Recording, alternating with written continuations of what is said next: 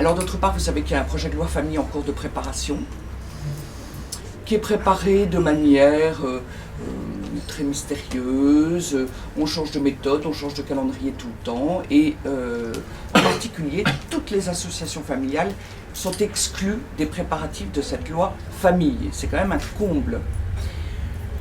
Connaissant les convictions, les positions de nos ministres, la Manif pour tous est très inquiète.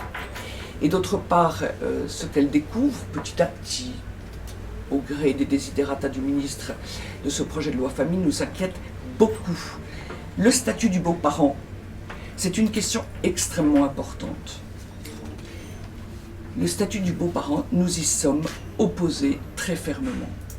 Donner un statut équivalent aux parents et aux beaux-parents, ça n'est pas bon, ça n'est pas sain, ni pour les parents, ni pour l'enfant. Le père et la mère doivent ont un rôle qui doit être reconnu comme étant spécifique, comme étant particulier sur le rôle de tous les autres adultes qui entourent l'enfant. Le rôle du père et de la mère doit être reconnu. Les choix primordiaux d'éducation, les choix majeurs d'éducation, c'est au père et à la mère de les prendre et à personne d'autre. Alors bien sûr, pour les familles concernées, il faut trouver une solution, il faut résoudre les questions pratiques, bien entendu. Mais là, j'allais dire, il n'y a pas de quoi faire tout un plat extraordinaire. Mais aller jusqu'au statut du beau-parent, ça n'est pas souhaitable. L'enfant doit savoir pertinemment et clairement quel est le rôle de chacun autour de lui. Et il doit identifier facilement, parfaitement, que son père et sa mère ont un rôle spécifique. D'ailleurs, on constate que les pères en particulier sont extrêmement inquiets. On constate leur difficulté à faire reconnaître leur rôle, à pouvoir exercer leur rôle de père. Une sorte de multiparentalité autour de l'enfant n'est pas souhaitable. Nous y sommes absolument opposés, tout comme les UNAF, tout comme l'ensemble des associations familiales. L'UNAF, qui représente l'ensemble des associations familiales, est opposée aussi au statut du beau-parent. Est également envisagé de créer une prémajorité. Créer une prémajorité pour les enfants. En fait, est-ce que le gouvernement n'a pas d'autres urgences que des mesures démagogiques, que des mesures qui vont restreindre l'autorité parentale à un moment donné où tout le monde se plaint, et en particulier l'éducation nationale, de la difficulté des parents à élever leurs enfants et de toutes les retombées de ces difficultés sur la collectivité et des difficultés à venir, puisque quand on parle des enfants, on parle des adultes de demain, on parle de la société de demain. Créer une prémajorité n'apportera absolument aucune aide, bien au contraire aux parents, pour élever leurs enfants. Voilà.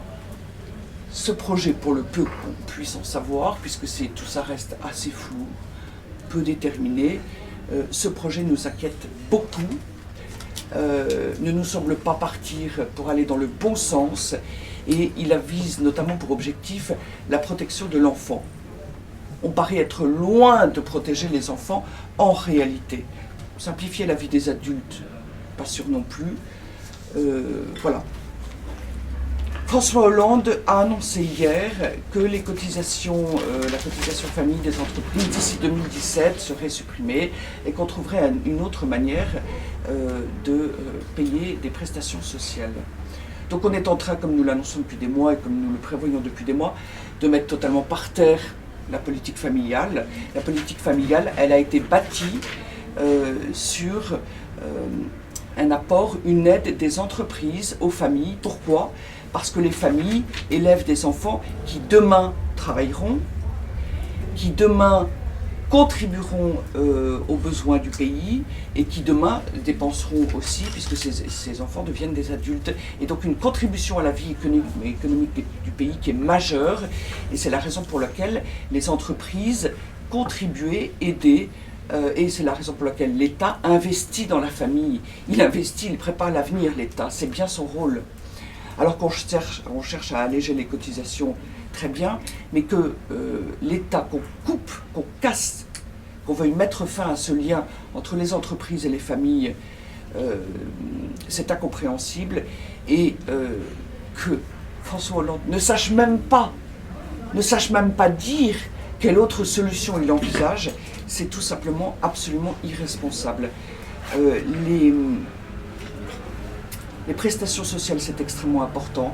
Que ces prestations sociales concernent toutes les familles, c'est extrêmement important. L'engagement de l'État, c'est d'aider les familles qui elles-mêmes donnent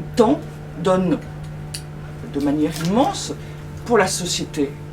Cet engagement de l'État, cette reconnaissance de l'État est très importante, et on voit bien que là, on remet en cause, et nous crions, nous appelons à l'aide, nous alertons, nous avertissons sur la gravité de ce qui est en train de se passer, qui est l'éclatement de la politique familiale.